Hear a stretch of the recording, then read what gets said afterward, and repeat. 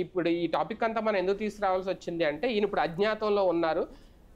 దేవినేని నెహ్రూ నుంచి రాజకీయ వారసత్వం ఉనికి తెచ్చుకోలేకపోయినా ఆయన ఈ సెటిల్మెంట్లు మరి దీన్ని ఏమనాలి అప్పట్లో ఆయన చేసేవారంట పెద్దరికంగా సెటిల్మెంట్లో లేకపోతే దందాలు ఇంకోటి ఎక్స్వైజెడ్ వాటి విషయంలో సక్సెస్ అవుతున్నారు తప్ప రాజకీయంగా ఎదగలేకపోతున్నారు. చివరికి ఇప్పుడు అరెస్ట్ అవుతారేమో అని దాక్కోవడం, అజ్ఞాతంలోకి వెళ్ళడం స్థానికంగా రేపొద్దున ఆయన రాజకీయ భవిష్యత్తుకి దెబ్బ కాదా?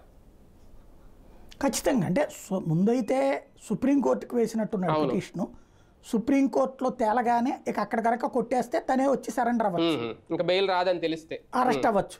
బెయిల్ రాదని తెలిస్తే చిట్ట చివరి ప్రయత్నం దాకా వెయిట్ చేస్తున్నట్టు అనిపించింది నాకైతే. వాళ్ళ నాన్న ఒకప్పుడు జైలుకి వెళ్ళాడు రంగా మర్డర్ కేసు సందర్భంగా. ఇప్పుడు మళ్ళీ కొడుకు ఆ వారసత్వం కూడా, జైలు వారసత్వం కూడా కొనసాగిస్తారనుకుంటా.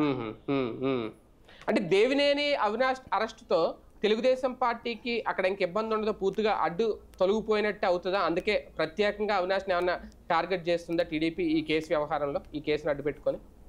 దేవినేని అవినాష్ పెద్ద ఇష్యూ కాదు. Avinash one of the part. వాళ్ళకి కోపం ఉంది, అది కూడా తీర్చుకుంటారు.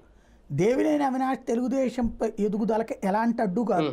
ఎందుకంటే గెలవగలిగింది కదా తెలుగుదేశం. ఎప్పుడు ఓడిపోయిందని 14 గెలిచింది, 19 గెలిచింది, టీడీపీ గెలవగలిగింది. కానీ లోకల్ గా ఇంకా ఈయన సెటిల్మెంట్లు చేస్తారు, ఇంకా ఈయన పంచాయతీలు పెడతారు. ఇప్పుడు వినేవాడు బెదిరేవాడు ఉన్నంతసేపు బెదిరించేవాడు ఉంటాడు, ఆడు ఏ పార్టీలో ఉంటాడు.